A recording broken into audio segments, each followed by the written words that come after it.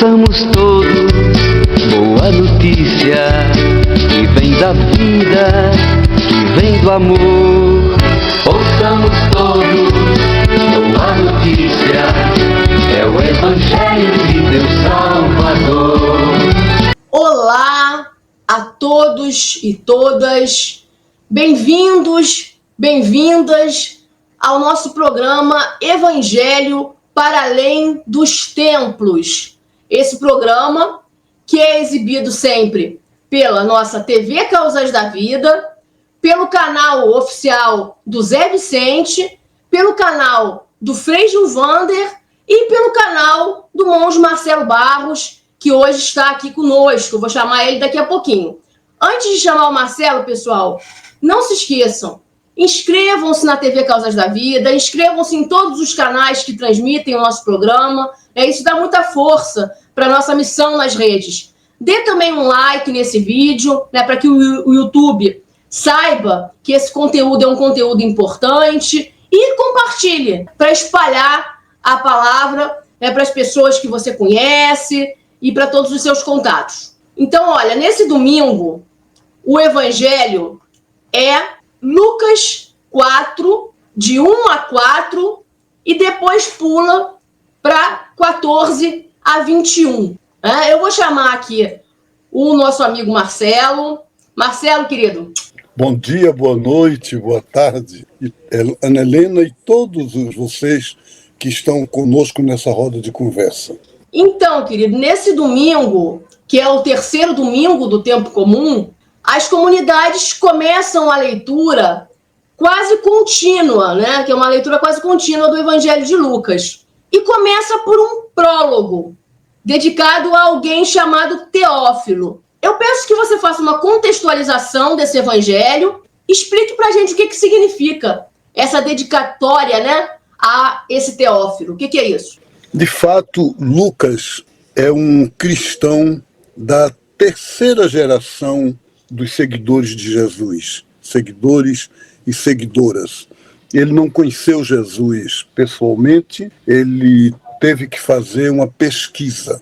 E esse prólogo, no capítulo 1, verso 1 a 4, contém essa entrega do material. Ele diz, querido irmão Teófilo, e ele podia dizer querida irmã Teófila. Teófilo é uma palavra grega que quer dizer amado de Deus, amada de Deus. Então somos todos nós. E ele então diz, eu procurei, pesquisei, reuni as memórias que possam nos ajudar no testemunho da ressurreição de Jesus. E aí ele começa o Evangelho. O Evangelho de hoje pega esse trechinho e aí parte para o capítulo 4. Depois de que Jesus foi tentado, ele volta para Galileia. E lá acontece a cena que está descrita no Evangelho de hoje, no capítulo 4, versículo 14 a 21. É um sábado, Jesus vai à sinagoga e ali ele, como leigo, lê a leitura de um profeta. E ele escolhe o capítulo 61 de Isaías. É um discípulo do profeta Isaías que conta a sua vocação.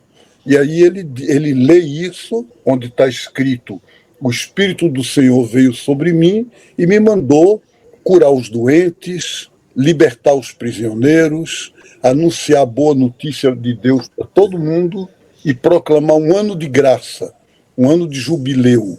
Fecha o livro e diz, hoje essa palavra tem que se cumprir. Esse é o Evangelho de hoje, Ana. Perfeito, Marcelo. E nessa leitura, a gente vê que esse texto ele está ligado a outro, que é como uma introdução a toda a missão pública de Jesus. E foi um texto muito usado na caminhada da igreja, a igreja popular, bom frisar, aqui no Brasil. Que importância esse texto tem no mundo de hoje, Marcelo? Imagine um texto em que Jesus diz que a missão dele é curar doentes, libertar pessoas aprisionadas e anunciar que o projeto divino no mundo é um projeto de paz, de alegria e de liberdade para todo mundo. É um texto muito importante, porque no mundo atual é um mundo onde as escravidões humanas, as dependências ainda são piores do que as do mundo antigo. Então, esse texto é o texto que fundamenta a teologia da libertação, todas as iniciativas de cristianismo engajado, inserido na realidade, em todas as igrejas cristãs. Entendi. Como você falou, né? As opressões no mundo de hoje, elas, de certo ponto, até se agravaram, né? Diante das opressões que se sofria naquele tempo. Marcelo, como Jesus ele se apresenta, e mais do que se apresenta, na verdade, é a realidade da vida dele. Ele era pobre, né? Ele era de periferia, né? Ele nasceu na periferia da periferia da periferia, e um profeta pobre de periferia. Isso, para muitas pessoas, isso parece uma loucura, isso parece fora de propósito. Né? Eu queria que você comentasse um pouco isso. Exatamente por ser da periferia e por ser pobre, o mais pobre dos pobres, é que Jesus, de certa forma, nos ensina que a libertação vem de baixo. O povo tinha uma esperança de um libertador, filho de um rei. Então ele é um herói, ele é um rei que vai salvar a gente. Outros tinham a esperança messiânica na figura de um sábio. É a sabedoria que vai dizer o segredo de como é que a gente consegue se libertar. E Jesus diz uma palavra que, no cântico da caminhada popular no Brasil, ficou muito conhecido na década de 70, eu acredito que o mundo será melhor quando o menor que padece acreditar no menor. Então, Jesus nos dá essa lição. É do mais pobre, é do servo sofredor de Deus que vem a libertação. Pois é, Marcelo, mas embora a gente tenha esse entendimento, né, naquela época e ainda hoje, Jesus foi rejeitado. A gente sabe quanto ele foi rejeitado, tanto que foi torturado e morreu na cruz.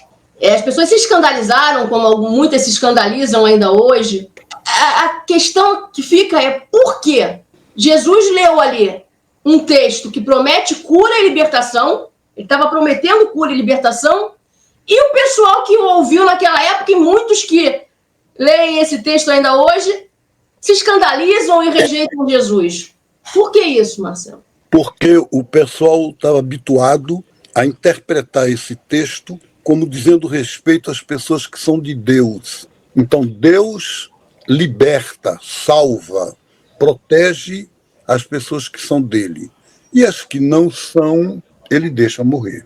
Essa era a espiritualidade tradicional. E ainda é de muita gente. Minha irmã entrou no elevador e cumprimentou a pessoa que estava ao lado e disse: como vai seu irmão? Ela disse: ele infelizmente está seguindo um caminho muito ruim. Ele está descobrindo homoafetividade e aí ele está no inferno. Eu já avisei, mas ele quer se condenar, o problema é dele. E minha irmã perguntou a ela: mas que Deus é esse que é capaz de condenar eternamente uma pessoa por ela seguir sua orientação, que ela já nasceu com ela? Então, Jesus quebrou isso, Ana Helena. Jesus disse: Deus é só graça, Deus é só amor, não condena ninguém. E como ele disse isso, lendo um texto de Isaías, que falava da libertação, mas falava também da vingança contra os maus. E Jesus pulou esse texto. E aí o pessoal ficou escandalizado. O pessoal não o aceitou por isso, porque ele inovou.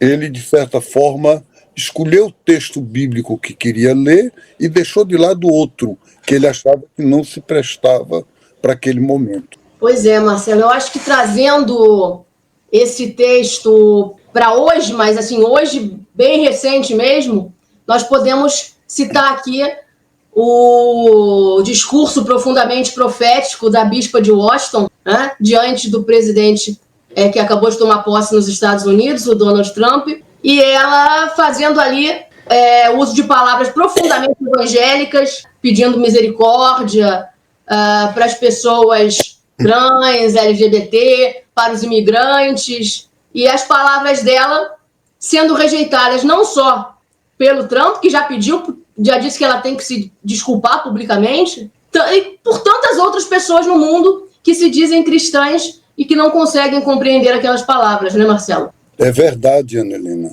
que o cristianismo é uma coisa que é uma profecia, e a profecia toma a vida de muita gente, mas também escandaliza outros.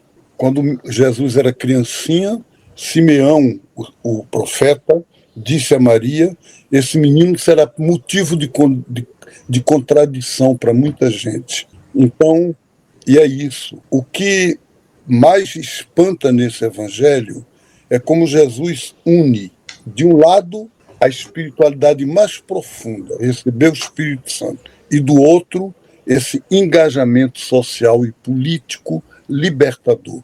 As pessoas têm muita dificuldade de entender isso. Geralmente, o mundo é meio dividido. Tem gente que opta pelo espiritualismo e diz: esse negócio terrestre, material, político, não interessa. E tem outros que optam pela política e não liga para a espiritualidade.